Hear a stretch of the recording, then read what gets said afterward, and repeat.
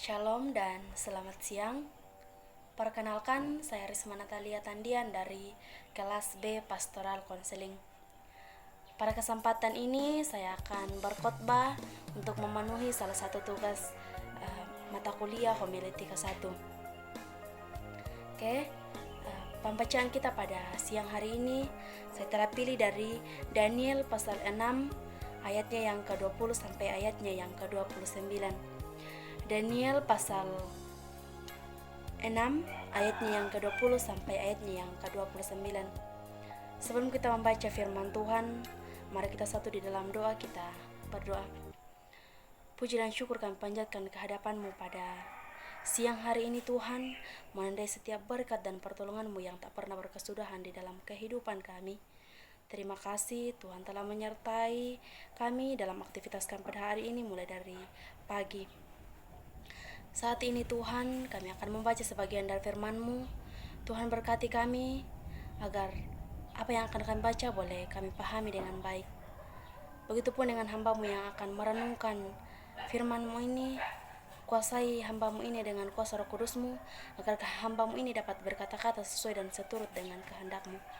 Inilah yang menjadi doa kami, yang kami bawa hanya di dalam nama Yesus Kristus kami datang berdoa kepadamu. Amin.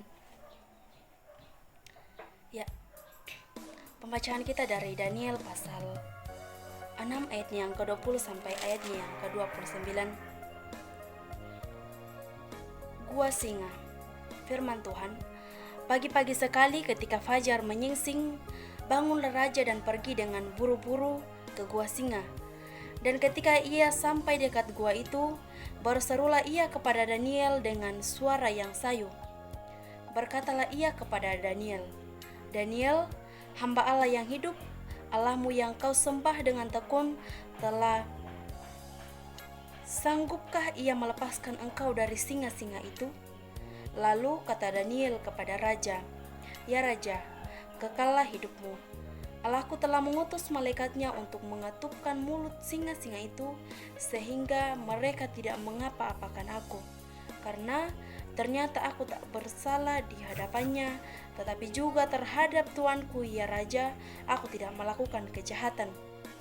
Lalu sangat sukacitalah raja dan ia memberi perintah supaya Daniel ditarik dari dalam gua itu. Maka ditariklah Daniel dari dalam gua itu dan tidak terdapat luka apa-apa padanya. Ketika ia percaya kepada Allahnya, raja memberi perintah, lalu diambillah orang-orang yang telah menuduh Daniel dan mereka dilemparkan ke dalam gua singa, baik mereka maupun anak-anak dan istri-istri mereka. Belum lagi mereka sampai ke dasar gua itu, singa-singa itu telah menerkam mereka, bahkan meremukkan tulang-tulang mereka. Kemudian Raja Darius mengirim surat kepada orang-orang dari segala bangsa, suku bangsa dan bahasa yang mendiami seluruh bumi. Bunyinya, bertambah-tambahlah kiranya kesejahteraanmu. Bersama ini kuberikan perintah bahwa di seluruh kerajaan yang kukuasai orang harus takut dan gentar kepada Allahnya Daniel, sebab dialah Allah yang hidup, yang kekal untuk selama-lamanya. Pemerintahannya tidak akan binasa dan kekuasaannya tidak akan berakhir. Dia melepaskan dan menolong dan mengadakan tanda dan mujizat di langit dan di bumi. Dia yang telah melepaskan Daniel dari cengkaman singa-singa, dan Daniel ini mempunyai kedudukan tinggi pada zaman pemerintahan dan Darius dan pada zaman pemerintahan Kores orang Persia itu. Ya, dari pembacaan kita saat ini, saya simpulkan di dalam sebuah tema, yaitu kesetiaan orang Kristen. Kesetiaan orang Kristen. Saudara yang sama dikasihi di dalam Tuhan, kesetiaan merupakan suatu hal yang sangat mahal dan sangat langka di zaman sekarang ini. Dalam kehidupan sehari-hari, kita selalu diperhadapkan kepada kota kesetiaan, baik dalam hubungan, baik dalam persahabatan, pacaran, rumah tangga, bisnis maupun pelayanan.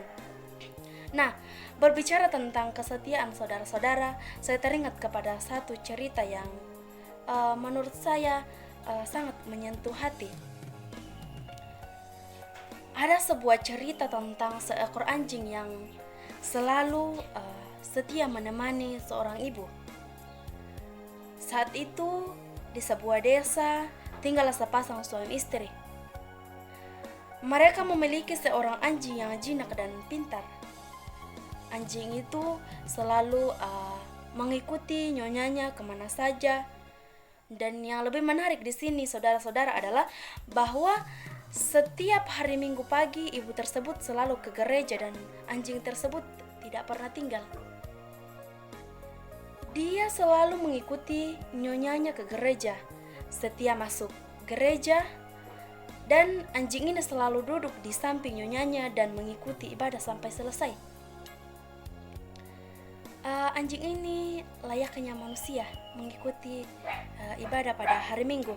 Nah, dari minggu ke minggu, bulan ke bulan, dan tahun ke tahun, anjing ini selalu menemani nyonyanya tersebut. Sementara suami dari ibu tersebut tidak pernah tahu kemana anjing itu biasa pergi setiap hari Minggu. Suaminya ini adalah seorang yang suka mabuk dan jarang, bahkan hampir tidak pernah ke gereja. Tapi ibu tersebut tetap setia, terus berdoa supaya suaminya sadar dan bertobat, supaya suaminya ini bisa masuk ke gereja. Tapi doa ibu tersebut tidak pernah dijawab oleh Tuhan. Tapi doa ibu ini sepertinya tidak pernah dijawab Tuhan, sampai akhirnya ibu ini jatuh sakit. Semakin hari sakitnya semakin bertambah parah. Walaupun sudah diperiksa ke dokter, tetapi kondisinya tetap sama, tidak ada perubahan. Dan pada suatu hari sakitnya semakin bertambah parah, walaupun sudah berkali-kali dibawa ke dokter. Suatu hari ibu ini nyawa ibu orang ini tidak tertolong lagi, dan akhirnya dia meninggal dan dikuburkan. Maka sekarang tinggallah anjing ini bersama dengan tuannya. Dan setiap hari Minggu anjing ini selalu ke gereja. Karena hal itu sudah menjadi kebiasaan anjing ini.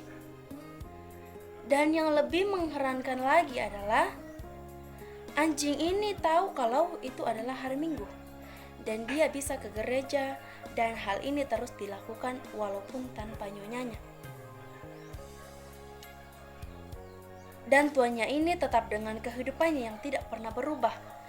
Minum mabuk sudah bagian dari kehidupannya yang tidak pernah berubah. Itu sudah menjadi bagian dari hidupnya. Apalagi istrinya sudah tidak ada. Tapi saudara-saudara yang dikasihi di dalam Tuhan, suatu hari Minggu tuan ini tersadar dan ingin tahu kemana saja anjingnya ini selalu pergi setiap hari Minggu. Jadi sang tuan ini pun mengikuti kemana anjing ini pergi. Dan sampai di depan gereja, anjing ini terus saja masuk ke dalam gereja dan duduk di tempat yang biasa dia duduk sejak masih ada nyonyanya sampai dengan sekarang. Jadi tuannya ini ikut masuk ke dalam gereja, duduk di mana istrinya selalu duduk, tepat di samping anjing itu duduk. Lalu dengan begitu tenang, tuan ini mengikuti ibadah, mendengarkan khotbah dari awal sampai akhir. Dan saat itu adalah di mana bapak ini pertama kali dia masuk gereja. Mendengar khotbah yang disampaikan, dia pun mengambil keputusan untuk berubah dan meninggalkan kehidupannya yang tidak baik. Dia berpikir kalau seekor anjing saja bisa setia datang ke gereja, masa dia seorang manusia tidak bisa datang? Dan akhirnya setiap minggu dia rajin ke gereja, rajin mengikuti ibadah.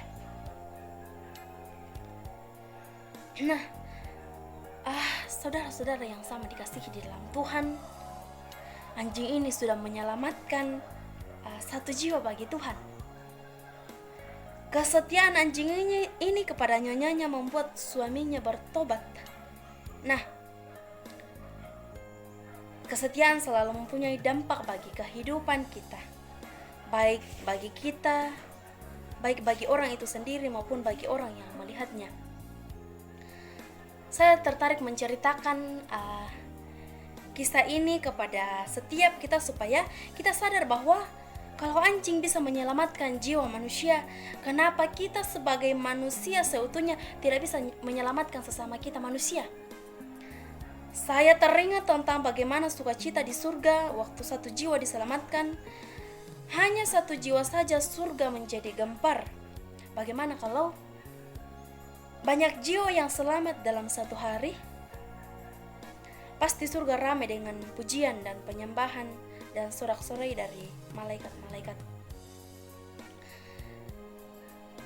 Orang tua saudara-saudara yang sama-sama dikasihi di dalam Tuhan, belajar dari cerita tadi, kita mengetahui betapa pentingnya kesetiaan orang Kristen kepada Allah di dalam menghadapi kehidupan. Nah, yang kita pertanyakan adalah dampak apakah yang kita peroleh dari kesetiaan orang Kristen kepada Allah dalam menjalani kehidupan kita?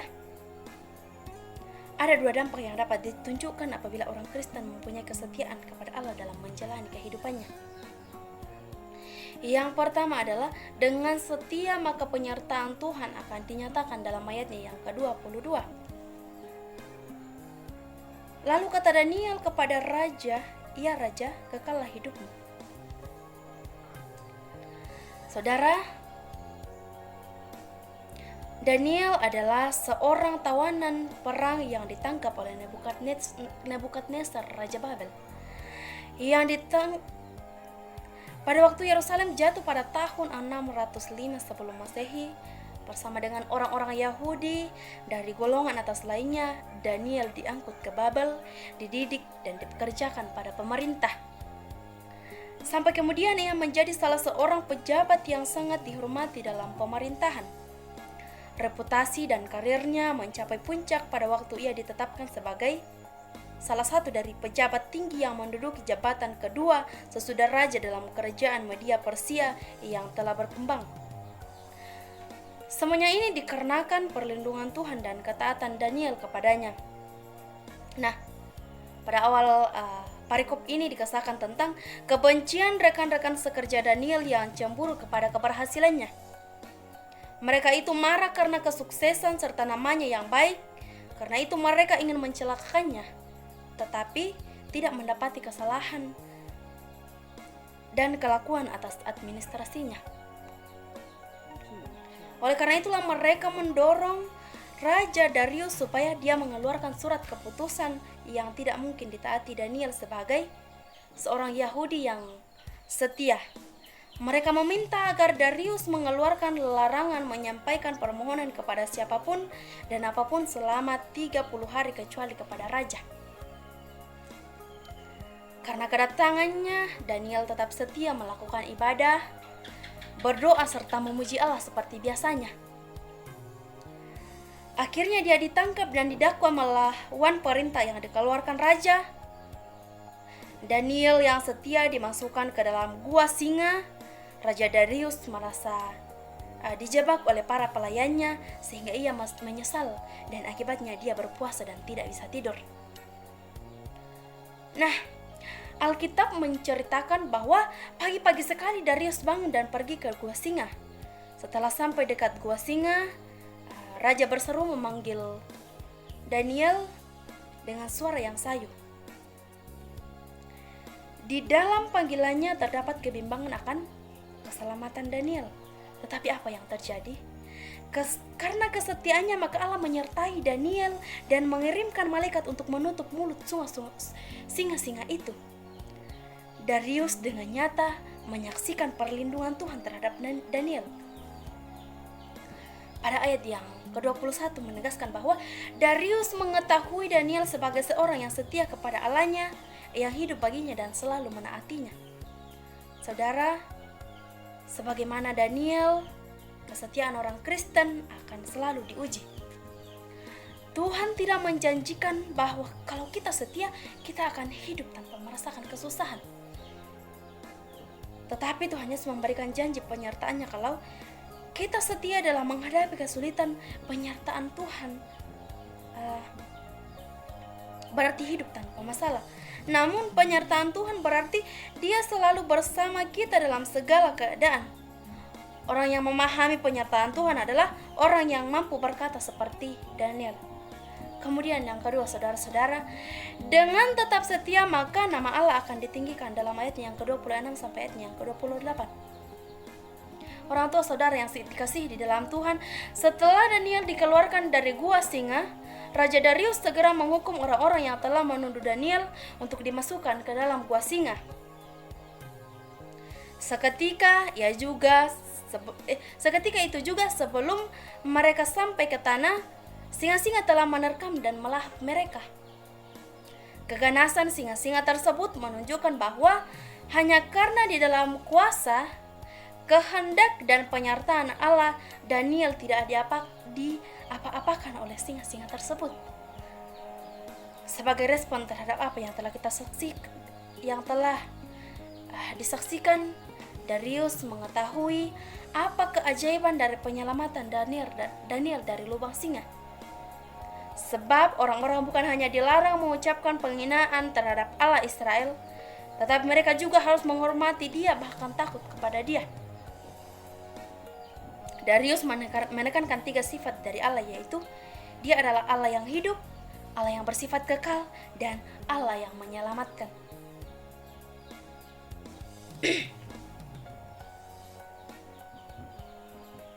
Dia mengulangi nama Allah yang hidup, bandingkan dalam ayatnya yang ke-20. Yang hidup selamanya menuju kepada pemikiran yang ditujukan kepada Raja manusia, hidup selamanya. Tetapi bahwa hanya Allah saja sendiri yang benar, kerajaannya adalah tidak terbatas dan peraturannya melalui semua hikmat manusia. Saudara-saudara yang dikasihi di dalam Tuhan, dengan kesetiaan, saya tekankan sekali lagi, dengan kesetiaan maka penyertaan Allah dinyatakan dan Allah telah menunjukkan siapa dirinya sebenarnya. Allah telah menunjukkan siapa dirinya sebenarnya. Allah, Daniel berbeda dengan berhala-berhala yang disembah oleh Darius, di mana berhala-berhala tersebut di dalam Yesaya pasal 64 ayat yang keempat dikatakan bahwa mempunyai mata tetapi tidak dapat melihat, punya telinga tetapi tidak dapat mendengar. Saudara, kemuliaan Allah merupakan kebahagiaan yang utama bagi seorang Kristen. Baik dalam keadaan suka maupun duka, bila kita tetap setia kepada Allah, maka dengan penyertaan Allah, nama Allah akan dimuliakan. Saudara, ada sebuah ilustrasi. Kristus sendiri telah memberikan contoh kepada kita bagaimana seharusnya kita menjadi setia. Tuhan Yesus yang tersalib merupakan wujud kesetiaan yang membawa kemuliaan Allah. Saat berada di Taman Getsemani, terjadi pergumulan yang menentukan masa depan manusia. Kesetiaan dan ketaatan Yesus dituntut. Tuhan Yesus bukan dapat menghindari cawan itu, tetapi karena ketaatannya kepada Bapa, maka Dia mau menerimanya. Di dalam pergumulan dengan mengeluarkan peluh yang bercampur darah, akhirnya Ia mengatakan, "Bukan kehendakku yang terjadi, tetapi kehendak-Mu." Apakah setelah pernyataan ini semua berakhir, saudara-saudara? Tidak. Saudara-saudara yang dikasihi dalam Tuhan, Dia harus ditangkap, disangkal dan dijauhi murid-muridnya, diejek, diolok-olok, dihina dan disalibkan. Tetapi apa yang dilakukan Yesus? Yang dilakukan Yesus adalah Yesus tetap setia. Di dalam kesengsaraannya, di dalam kesendiriannya, di dalam perjuangannya, Dia menuntut kehendak Bapa. Seperti yang tertulis di dalam Yesaya pasal 5 ayat 3. Yesaya 53 ayat 7. Dia dianiaya tetapi Dia membiarkan diri ditindas dan tidak membuka mulutnya, seperti anak domba yang dibawa ke pembantaian. Tetapi induk domba yang keluh di depan orang-orang yang membanting bulunya, ia tidak membuka mulutnya. Demikianlah gambaran kesengsaraannya. Orang tua saudara-saudara yang sama dikasihi di dalam Tuhan, di dalam kesengsaraan itu nyatalah suatu pernyataan yang indah, suatu pengakuan yang dikatakan dengan penuh kesadaran oleh kepala pasukan, sungguh orang ini adalah anak Allah. Sungguh orang ini adalah anak Allah. Dan demikianlah juga nama Allah dimuliakan. Saudara-saudara yang sama dikasihi di dalam Tuhan, Yesus sendiri telah menyatakan kesetiaannya walaupun dalam keadaan yang menderita, walaupun dia dianiaya. Kita bukan menderita karena hal-hal duniawi, tetapi kita menderita sebagai orang Kristen yang memuliakan Allah dalam nama Kristus. Terdapat di dalam 2 Petrus 4 ayatnya yang ke-14 sampai ayatnya yang ke-16. Apakah kita setia di dalam kehidupan kita? Apakah di dalam kita telah menunjukkan diri kita sebagai seorang Kristen dalam tingkah laku kita sehingga nama Allah dimuliakan? Kesetiaan kita bukanlah apa-apa dibandingkan dengan kesetiaan yang ditunjukkan Allah bagi kita. Saudara, ingatlah bahwa sebagai orang Kristen, apapun yang kita lakukan dan yang kita pertaruhkan adalah nama Allah. Ingat bahwa sebagai seorang Kristen, apapun yang kita lakukan, yang kita pertaruhkan adalah nama Allah.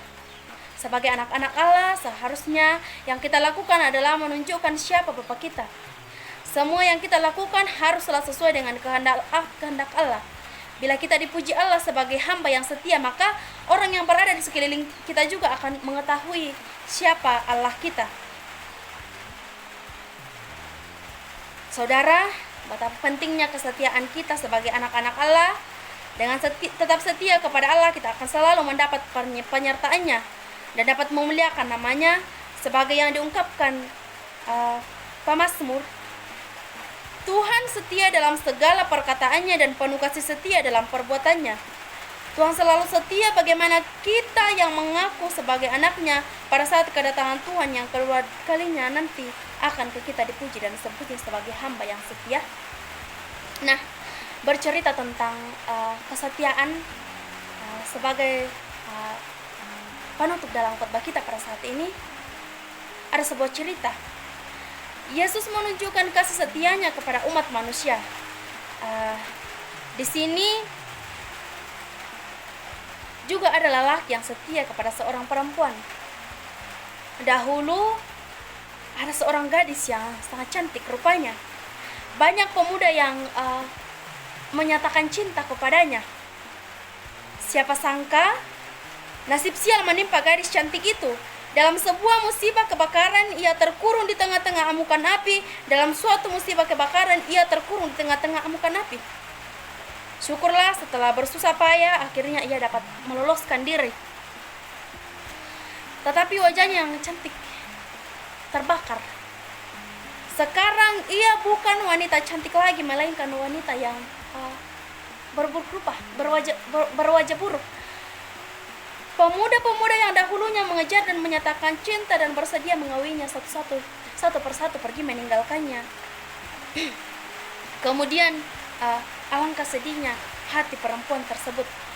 Setelah musibah itu terjadi, ada seorang pemuda yang juga jatuh cinta kepada gadis itu. Tetapi karena satu hal, ia harus ke tempat jauh. Ia juga mengalami musibah sehingga ia kehilangan penglihatannya. Ia mendengar musibah gadis yang dicintainya itu, dan ia menyatakan kesedihannya untuk mengawini gadis yang sekarang buruk rupa itu. Dengan keheranan teman-temannya bertanya kepada laki-laki tersebut, mengapa seorang pemuda bertanya, mengapa kau mau menikahi wanita yang buruk rupa itu? Tetapi apa jawaban laki-laki tersebut, teman-teman, saudara-saudara?